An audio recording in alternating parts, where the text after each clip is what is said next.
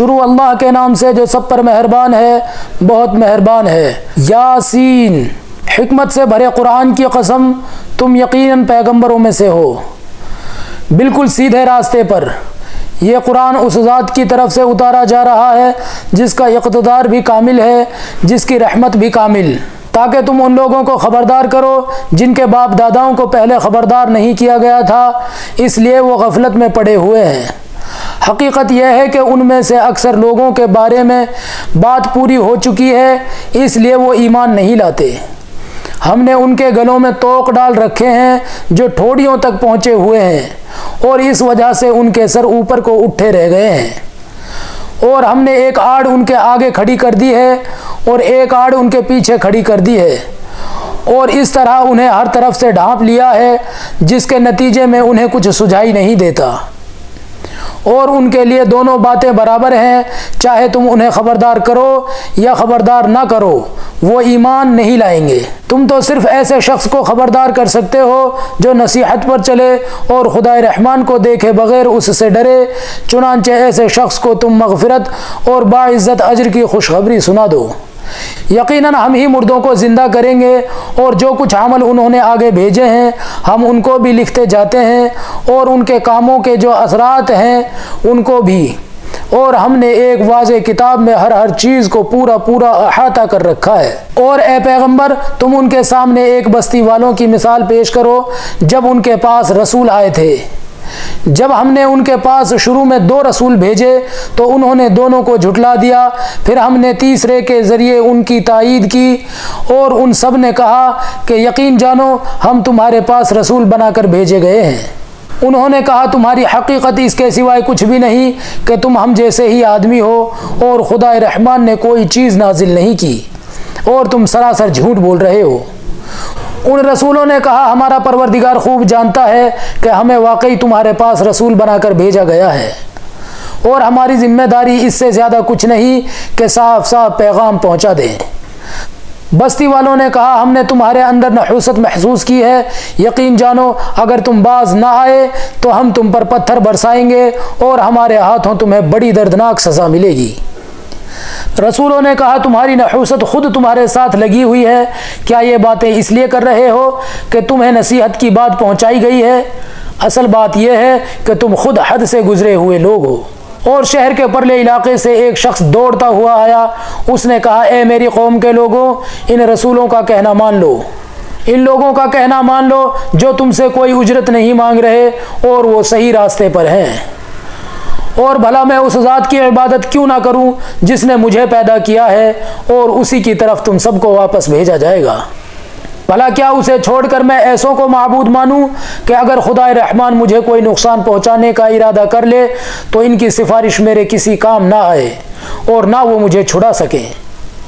अगर मैं ऐसा करूंगा तो यकीनन मैं खुली गुमराही में मुब्तला हो जाऊंगा।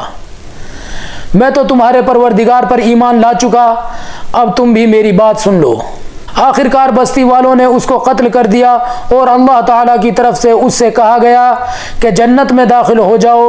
उसने जन्नत की नियामतें देख कर कहा कि काश मेरी कौम को ये मालूम हो जाए कि अल्लाह ने किस तरह मेरी बख्शिश की है और मुझे बाइज़्ज़त लोगों में शामिल किया है। और उस शख्स के बाद हमने उसकी कौम पर आसमान से कोई लश्कर नहीं उतारा, और ना हमें उतारने की ज़रूरत थी।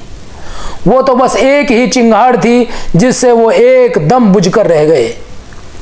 अफसोस है ऐसे बंदों के हाल पर, उनके पास कोई रसूल ऐसा नहीं आया जिसका वो मजाक ना उड़ाते रहे हों।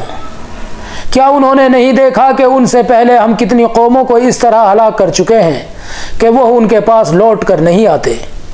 और ये जितने लोग हैं इन सभी को इकट्ठा करके हमारे सामने हाजिर किया जाएगा, और उनके लिए एक निशानी वो ज़मीन है जो मुर्दा पड़ी हुई थी, हमने उसे ज़िंदगी अता की और उसने गल्ला निकाला जिसकी खुराक ये खाते हैं। और हमने इस ज़मीन में खजूर और अंगूरों के बाग पैदा किए और ऐसा इंतज़ाम किया कि उसमें से पानी के चश्मे फूट निकले ताकि ये उसकी पैदावार में से खाएं, हालांकि उसको उनके हाथों ने नहीं बनाया था।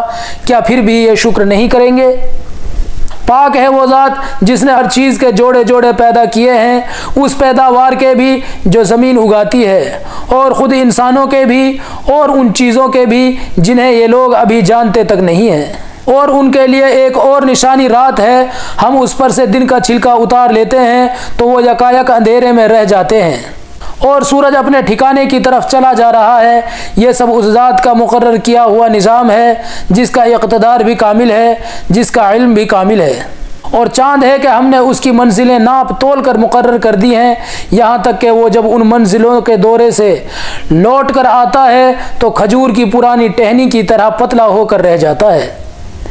ना तो सूरज की ये मजाल है कि वो चांद को जा पकड़े, और ना रात दिन से आगे निकल सकती है, और ये सब अपने अपने मदार में तैर रहे हैं। और उनके लिए एक और निशानी ये है कि हमने उनकी औलाद को भरी हुई कश्ती में सवार किया, और हमने उनके लिए उस जैसी और चीज़ें भी पैदा की जिन पर ये सवारी करते हैं।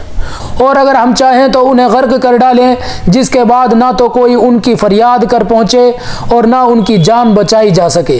लेकिन ये सब हमारी तरफ से एक रहमत है और एक मुअय्यन वक्त तक ज़िंदगी का मज़ा उठाने का मौका है जो इन्हें दिया जा रहा है। और जब उनसे कहा जाता है कि बचो उस अज़ाब से जो तुम्हारे सामने है और जो तुम्हारे मरने के बाद आएगा ताकि तुम पर रहम किया जाए, तो वो ज़रा कान नहीं धरते। और उनके परवरदिगार की निशानियों में से कोई निशानी ऐसी नहीं आती जिससे वो मुंह ना मोड़ लेते हों। और जब उनसे कहा जाता है कि अल्लाह ने तुम्हें जो रिज़्क दिया है उसमें से गरीबों पर भी खर्च करो, तो ये काफिर लोग मुसलमानों से कहते हैं कि क्या हम उन लोगों को खाना खिलाएं जिन्हें अगर अल्लाह चाहता तो खुद खिला देता। मुसलमानों, तुम्हारी हकीकत इसके सिवाय कुछ भी नहीं कि तुम खुली गुमराही में पड़े हुए हो। और कहते हैं कि यह क़यामत का वादा कब पूरा होगा। मुसलमानों, बताओ अगर तुम सच्चे हो। दरअसल ये लोग बस एक चिंगाड़ का इंतज़ार कर रहे हैं जो उनकी हुज्जत बाजी के ऐन दरमियान उन्हें आ पकड़ेगी। फिर ना ये कोई वसीयत कर सकेंगे और ना अपने घर वालों के पास लौट कर जा सकेंगे। और सूर फूंका जाएगा तो यकायक ये अपनी कब्रों से निकलकर अपने परवरदिगार की तरफ तेज़ी से रवाना हो जाएंगे। कहेंगे कि हाय हमारी कमबख्ती, हमें किसने हमारे मरकद से उठाकर खड़ा किया है। जवाब मिलेगा कि ये वही चीज़ है जिसका खुदाए रहमान ने वादा किया था और पैगंबरों ने सच्ची बात कही थी। और कुछ नहीं, बस एक ज़ोर की आवाज़ होगी जिसके बाद ये सब के सब हमारे सामने हाजिर कर दिए जाएंगे।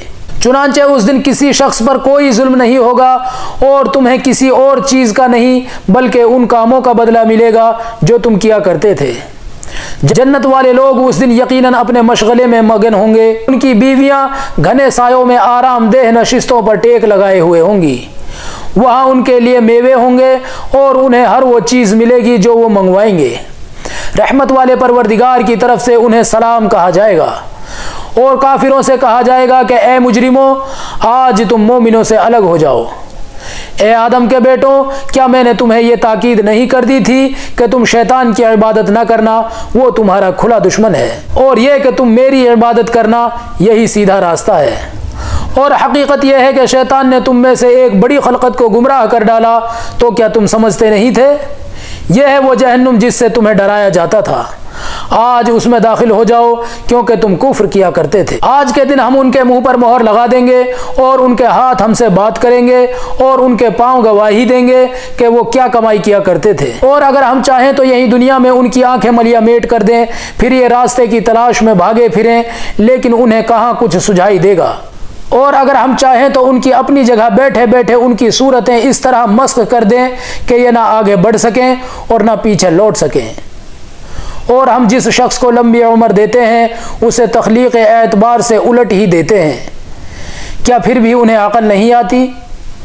और हमने अपने उन पैगंबरों को ना शायरी सिखाई ना वो उनके शयान शान है। ये तो बस एक नसीहत की बात है और ऐसा कुरान जो हकीकत को खोल खोल कर बयान करता है ताकि हर उस शख्स को खबरदार करे जो जिंदा हो और ताकि कुफ्र करने वालों पर हुज्जत पूरी हो जाए। और क्या उन्होंने ये नहीं देखा कि हमने अपने हाथों की बनाई हुई चीज़ों में से उनके लिए मवेशी पैदा किए और ये उनके मालिक बने हुए हैं। और हमने उन मवेशियों को उनके काबू में दे दिया है, चुनांचे उनमें से कुछ वो हैं जो उनकी सवारी बने हुए हैं और कुछ वो हैं जिन्हें ये खाते हैं। नेज़ उनको उन मवेशियों से और भी फ़वायदे हासिल होते हैं और पीने की चीज़ें मिलती हैं, क्या फिर भी ये शुक्र नहीं बजा लाएंगे? और उन्होंने अल्लाह को छोड़कर इस उम्मीद पर दूसरे खुदा बना रखे हैं कि उन्हें उनसे मदद मिलेगी, हालांकि उनमें यह ताकत ही नहीं है कि उनकी मदद कर सके, बल्कि वो उनके लिए एक ऐसा मुखालिफ लश्कर बनेंगे जिसे क़यामत में उनके सामने हाजिर कर लिया जाएगा। गर्ज ए पैगंबर, उनकी बातें तुम्हें रंजीदा ना करें। यकीन जानो हमें सब मालूम है कि ये क्या कुछ छुपाते और क्या कुछ जाहिर करते हैं। और क्या इंसान ने यह नहीं देखा कि हमने उन्हें एक नुतफे से पैदा किया था, फिर अचानक वो खुल्लम खुल्ला झगड़ा करने वाला बन गया। हमारे बारे में तो वो बातें बनाता है और ख़ुद अपनी पैदाइश को भुला बैठा है।